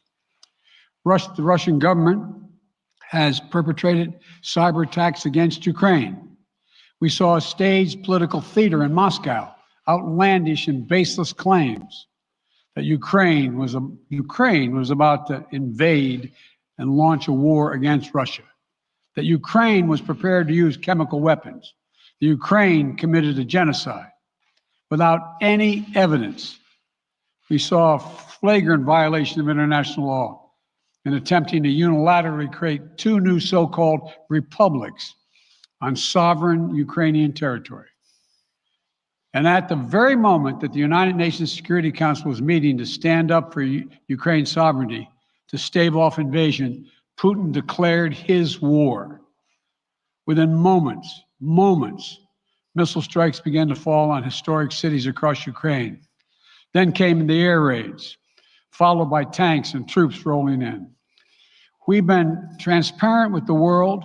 We've shared declassified evidence about Russia's plans and cyber attacks and false pretexts so that there could be no confusion or cover-up about what Putin was doing. Okay, I want to just stop here because Joe Biden is intrinsically linked to Ukraine. Joe Biden, Hunter Biden, Burisma. Okay? That's his war. This is his war. If you go back and his famous speech where he talks about getting the prosecutor off of Hunter's case and basically telling Ukraine, if you don't do it, you're not getting this money. Right? What was that all about? What was it all about? Well, Russia brings gas, right? Russia brings gas from like the stands. Like that's where they bring their gas from. And they pump it through the Nord Stream. 2 massive pipelines through the Nord Stream. Burisma was about pumping gas and part of the oil reserves in Ukraine, which they have a lot of, by the way, and getting that to the European market. Right. So they're in competition here. Ukraine and Russia are in competition for petroleum and getting that to the market. So Biden here is promoting this war because he's invested in the war. The administration's invested in the war. They don't want Russia to provide Europe with fuel. So this is the backbone of the war. Now, why did Russia invade Ukraine? That's a good question. A lot of people think that, well, Ukraine's going to apply for NATO status and they're going to be right on Russia's doorstep. I don't think that's why they invaded Ukraine. I also don't think that they invaded Ukraine to protect the people in the Donbass, which is the eastern region. I think Russia invaded Ukraine because Russia knew that they were going to come after their gas. They knew it, right? And what Russia wanted to do was Russia wanted to create a state of chaos inside of Ukraine so that they could not advance their gas program further. This is what Russia is doing. Russia was protecting its gas assets that they were pumping to Germany. That's what they were doing. And the Biden administration didn't like it because they knew all along that with Ukraine, they wanted that. Ultimately, they wanted that war because this is about control over, and when I say gas, I mean gas. This is already refined petroleum that is being pushed through miles and miles of pipeline. It's called the Nord Stream. One of the Nord Streams blew up. Gee, I wonder who blew it up. So that's really what this war in Ukraine was all about. And this motherfucker and his son were there doing the deals. Burisma was a real thing. It wasn't like just some shell company. No, the plan was to tap into Ukraine's pre-existing petroleum stock. They have a lot of it. And they wanted to take Russia out of the market. This is pure petro-capitalism 101. They wanted to eliminate the competition. Russia knew they wanted to eliminate the competition. So Russia has waged a war to do 2 things: to bleed the American taxpayers, pump money into Ukraine to keep the war going, right? But also to make sure that Ukraine doesn't build the infrastructure to pump the gas from Ukraine into Europe. Well, guess what happened? Syria happened. Syria happened. And Russia had to abandon Syria. Well, they're taking in Bashar al-Assad in $60 billion. That's how much Assad took with him from Syria to Russia. He basically cleaned out the central bank. So if you're Russia, you're thinking, yeah, we'll take 20 billion of that. It's a good trade for us. How much gas would they have to pump for $20 billion to show up in their central bank? A lot. A lot. So instead of using Ukraine now as the main source to compete with Russia to get the gas into Europe, they're going to bring it. They're going to bring it from Saudi Arabia, Syria, all the way up through Turkey, crossing the Bosphorus, and straight into, Frankfurt now. It's going to Frankfurt, home of the Rothschilds, by the way. This is what that war was all about, right? Russia knew what they were going to do with Biden in office, Burisma. They knew that they were going to set up an alternate pipeline, and all these sanctions and all this bullshit that was being laid on Russia was so Russia would have to work double time and triple time to keep things together and keep the spice flowing. That's what it was about. This is that and laundering money coming back to the U.S. Big operation. So now guess what? He's out of office. What's going to happen to, I'll tell you right now, Ukraine is going to wind down. It's going to wind down. It's going to come to an end. Why? Because they have a new pipeline set up. They have a new system set up. Ukraine is no longer relevant. As long as they make their money. And by the way, the same people, like not the same people are going to be invested.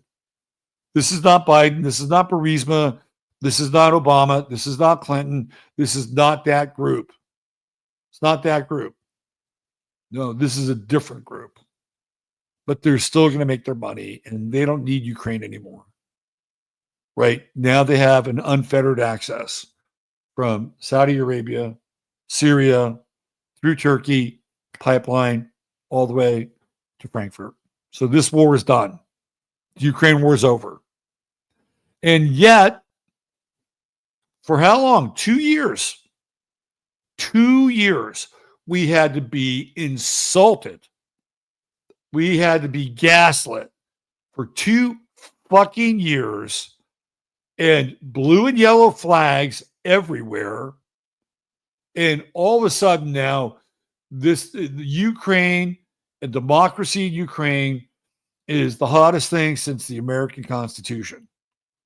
And Zelensky's George fucking Washington, right? This is what we were subjected to for 2 years, and watching all this money go to Ukraine, and then becoming aware of the fact that Sam Bankman-Fried is helping Zelensky understand the crypto market, install FTX, and then purchase their FTX token with all this money and send it back to the US. And then they pump the FTX and they take it out. And guess what? It goes back into the Democratic Party. Wow, what an amazing accelerator. This is what they did. And we had to live through that. And we had to live through that little shit and his company, and watching him come back and, play his like autistic savant Asperger's role. Oh, here we go again. Here's another barely coherent genius that we have to sit through. This has all happened on Biden's watch. Oh, can we forget the catwalk of transgenderism? How about this?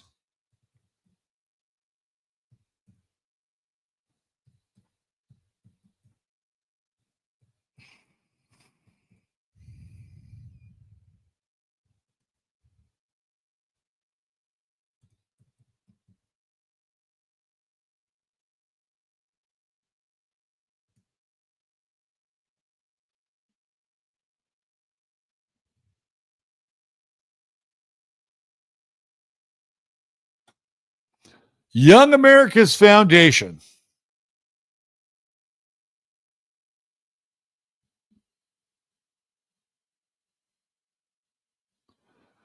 Yes. Who can forget Dylan Mulvaney? Let's resurrect Dylan Mulvaney from the past. Biden invited man who identifies as little girl to discuss trans issues at the White House. We had to put up with this bullshit for 4 years. President Joe Biden reportedly invited Dylan Mulvaney, a grown man who recently started identifying as a little girl, to sit with him for an interview at the White House Thursday afternoon. Here we go. Let's watch little Dylan Mulvaney. Oh, go back. Here we go.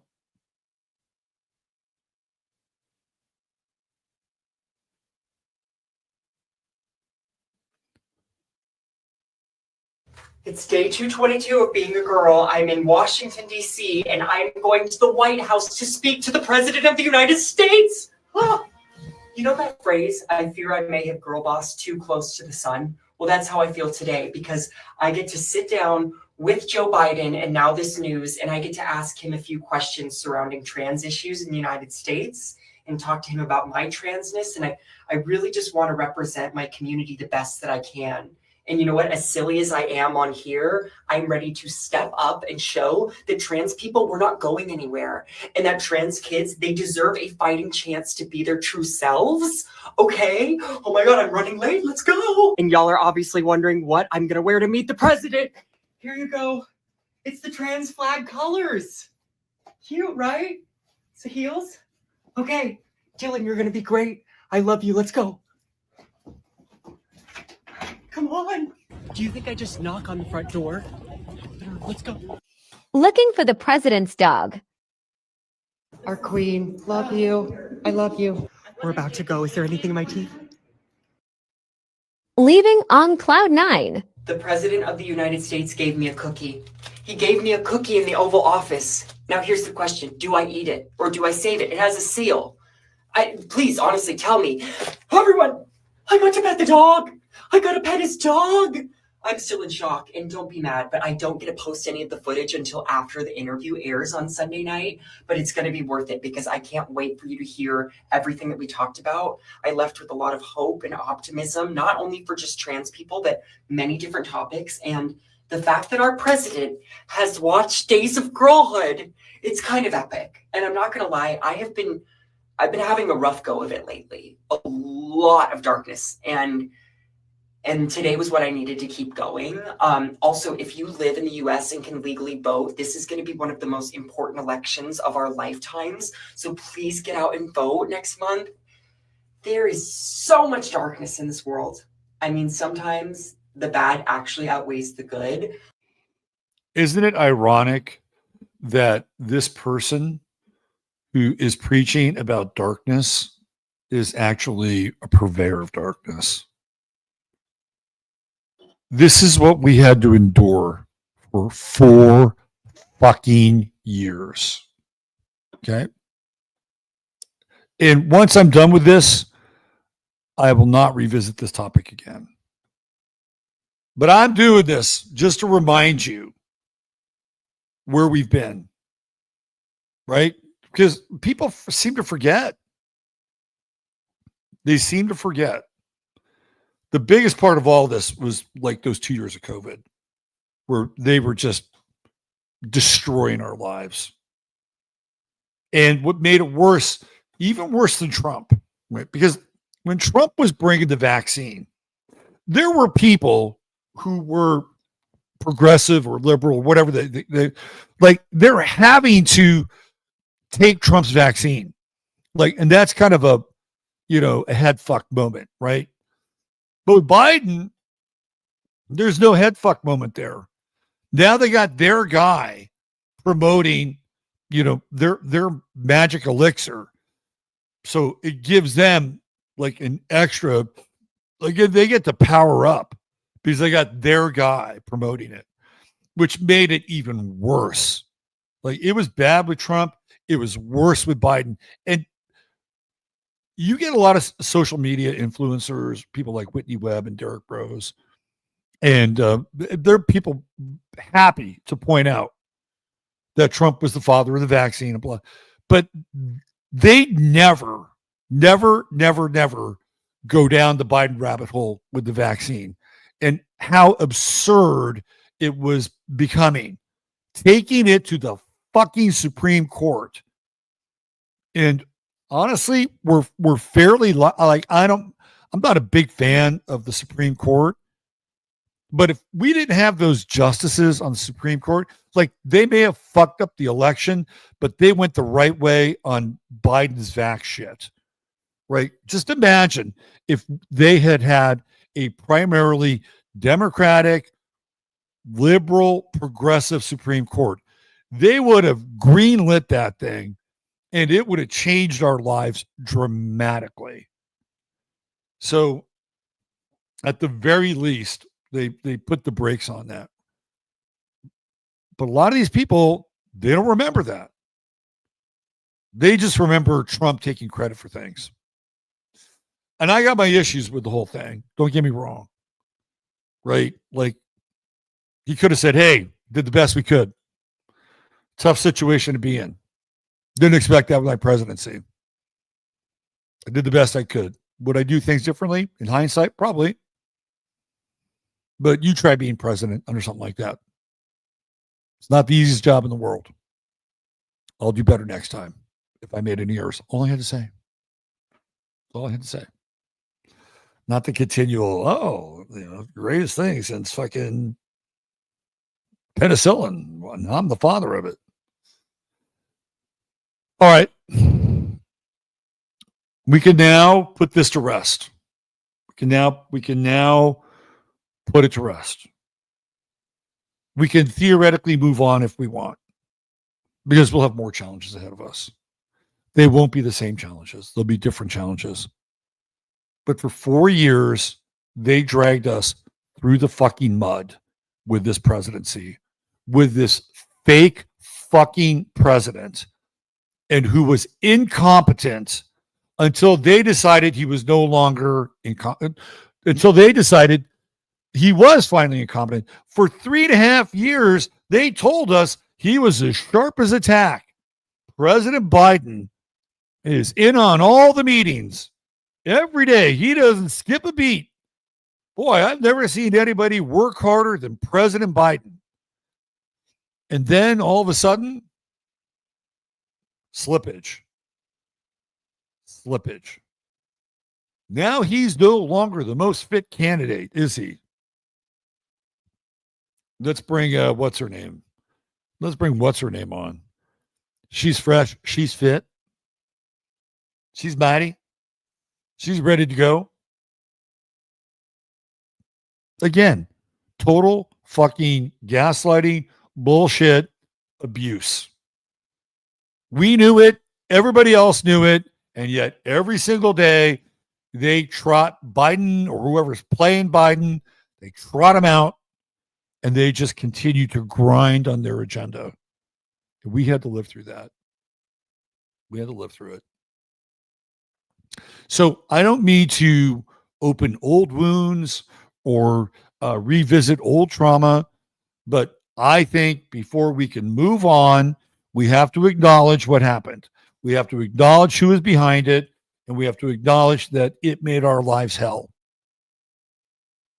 And we still remain open to being critical of whoever sits in the White House, whoever's there, right? We still have the right to be critical. That's part of the role. We're here in this world, right? We can say yay or nay, thumbs up or thumbs down. And there were a lot of thumbs down for the last 4 years. And honestly, there wasn't a whole lot we could do with it. So the good thing is that it turned people off to government, right? There was a real turnoff there. And so if it's a turnoff to government, then where do you go? Well, you work on your own life. Some people said this thing is a lost cause. I'll go start a homestead. It wasn't, because of Biden, a lot of people got turned off and just said, I'm done with the whole political thing. There's some strength in that, to be honest with you. But for a lot of us, it was just an absolute embarrassment. And not just an embarrassment, but there was the constant lecturing, right? There was the constant shoving of, identity politics and gender politics. This is where we're like, the peak gender and identity politics bullshit. It all happens under Biden's watch. It's like they had captured the flag and we were going to be subjected to it, whether we liked it or not. It remains to be seen whether that's over. Some of it is over, but it's always there in the background, just lurking like a sphinx, ready to be resurrected. All right. Let's see some of your comments here. I'm going to go back, see what you guys have to say.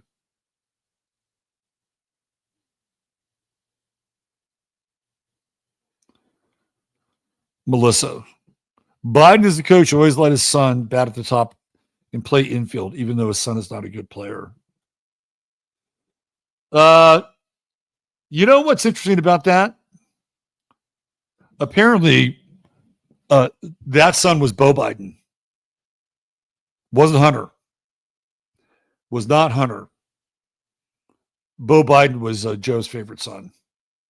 But I think there's some truth to that. Tom said Ukraine, huge money laundering operation. Absolutely. That was part of it, wasn't it? It was preemptive. Russia was preemptive. I think it's about keeping NATO out of Ukraine. No, I think Russia wanted to protect its assets. There's something to that, but I don't think that's part of the story.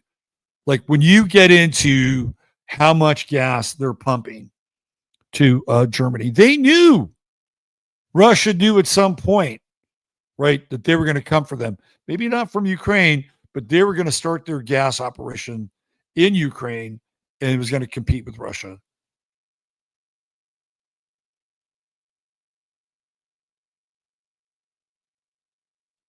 Let's see.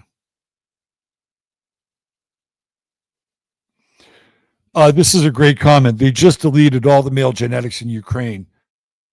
Sick loss of Slavic native people. You got that right. This is what war does. Takes the young men, removes it from the gene pool. Absolutely.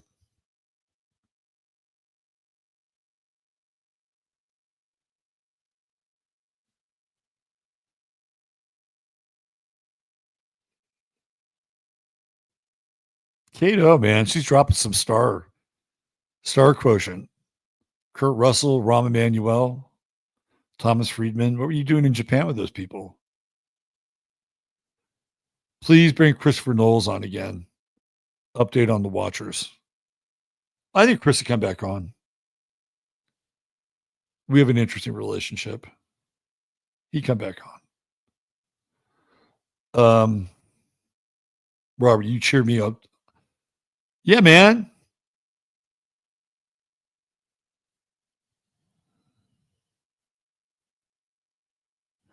This has got to be. Are you kidding me? I was at an Aldi's yesterday and went in the men's room because someone was taking too long. They had tampons in the men's room. I guess if you're Kotex, you kind of like it, right? Because you get to have more tampon machines somewhere. Oh, Hucklebuck brings up a great point. Why don't we revisit that one? Thank you, Huckle.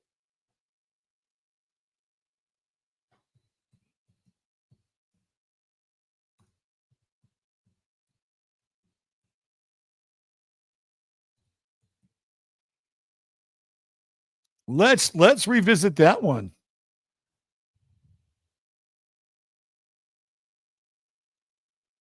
Sam Brinton.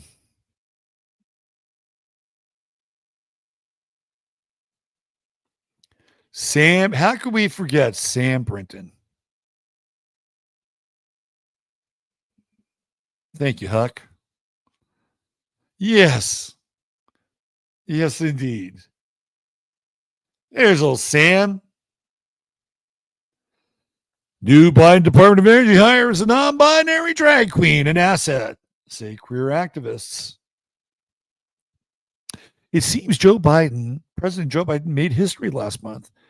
That's when Sam Brinton announced the administration had hired him as Deputy Assistant Secretary of Spent Fuel and Waste Disposition in the Office of Nuclear Energy for the Department of Energy.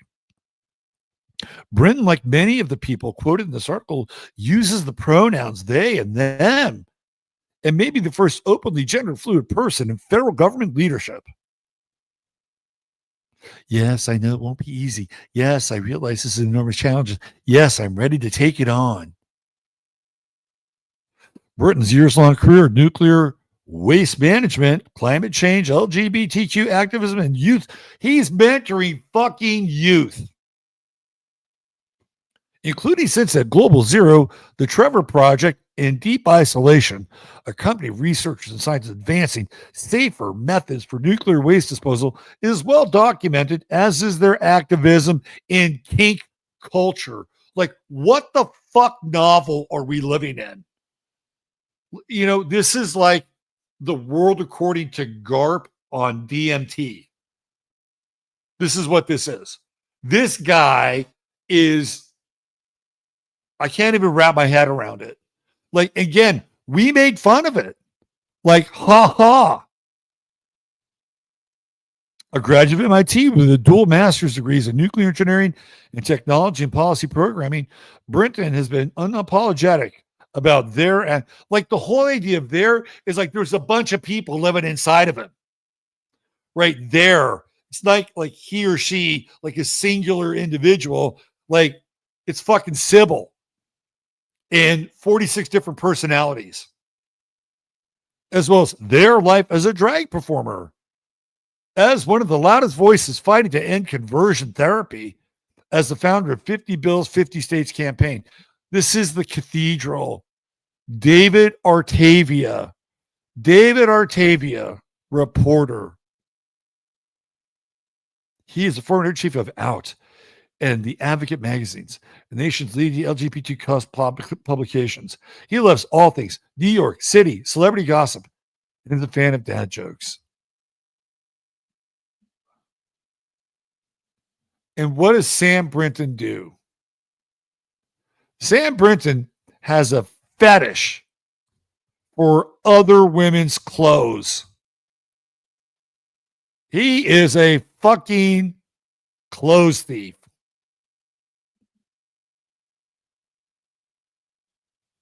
Here we go. The National Review.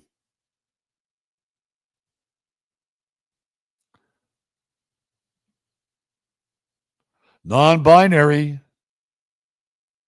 ex-Biden official Sam Brinton gets plea deal with no jail. This is just in July. Former Biden administration nuclear official Sam Brinton, charged with felony suitcase theft, pleaded guilty to petite larceny in a sweetheart plea deal in Virginia that results in no jail time for him. He stole baggage. In February 2023, Brinton, who identifies as non-binary, he was charged with grand larceny for allegedly taking Tanzanian designers, come on, get out of here, Isia Kasman's luggage from Ronald Reagan National Airport in Arlington, Virginia. It was the third such incident of luggage theft Brinton was allegedly associated with. Not one, not two, but three. You would think that after the first fucking time, they would say, this guy is damaged goods. We got to get him out of here. No. That might have been just a mistake. Everybody makes a mistake. Okay. He might have made a mistake. I know I picked up a piece of luggage that might have looked like mine, but after about 10 seconds, I realized it's not mine. I don't walk off with it. But then there's a second time. And it's like, he did it again. What are we going to do with this guy? I don't know. Maybe if we just turn the other way, it'll just go away. He's doing such a fine job over there, eliminating all that nuclear waste. And also, he's doing a great job. He's doing a fantastic job being an advocate for trans non-binary lifestyle for our youth. We're not going to find somebody else like this. He just brings way too much value to the table. So what if a few bags of luggage go missing? Then there's a third time. They're like, okay, Sam, you got to go. I'm sorry. We love the wardrobe. We love the mix and match. You're accessorizing top shelf. Okay. And as far as the waste management stuff, you brought some very good ideas to the table. But at this point, you've got too much baggage, literally and figuratively. You got to go. Thanks. We lived through that. Thank you, Hucklebuck. I'd forgotten about Sam Brinton.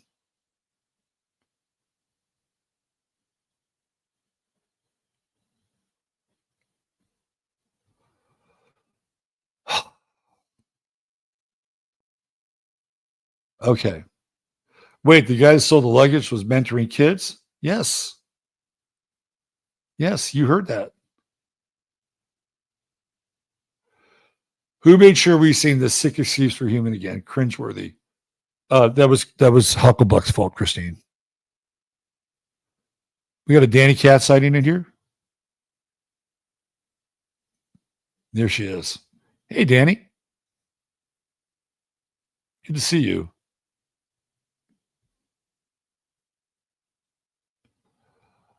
Yeah, sick, right? Yes, totally sick. Let's all take a collective deep breath. Love to Peaches. Hey, Peaches, you're getting a little love over here. She's sitting on her favorite coat. Did we talk about when Biden had that medical emergency in Vegas? Sort of. That was the beginning of the end, wasn't it? The beginning of the end. And that's where we are. Oh, hold on. We got to do this here. How many bags of regular women's clothes did he have to steal before he paid her with the designer's luggage? Right? All right, here's the question. Was he stalking the designer? Now that's the question.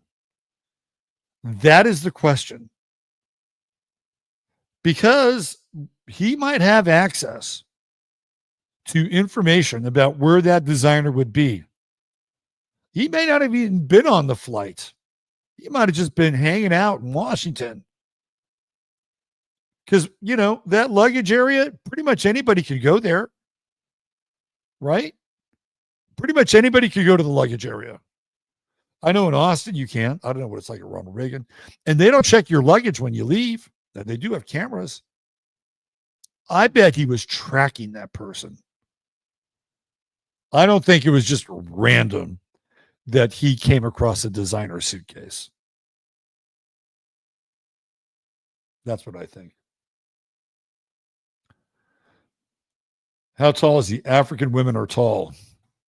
He looks like he'd be a little tall. But he might have to adjust the hips. He might have to take the hips in. Right. All right. I hope you've enjoyed this. I hope you've been able to get some of this out of your... Look, I just don't think we can move on without Mercury retrograding the last 4 fucking years of bullshit. Now, we may have 4 more years of bullshit ahead of us. But we'll deal with that at a different point in time. But we know one thing, we won't have that.